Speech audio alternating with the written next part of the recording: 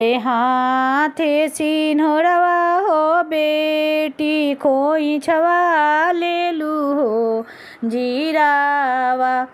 अरे हाथे सिन्होरवा हो बेटी खोइछवा लेलु हो जीरावा।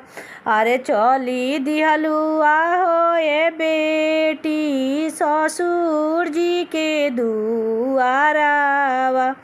अरे चली दिहलु आहो ये बेटी ससुर जी के दुआरावा।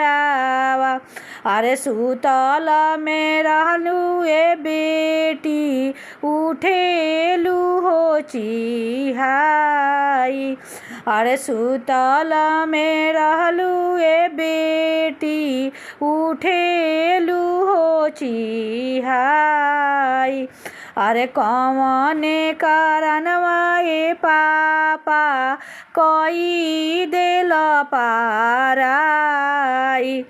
अरे कौने कारणवा हो पापा कोई देल पाराई। अरे अना ओना मंगनी हो पापा धन ओना हो मंगनी।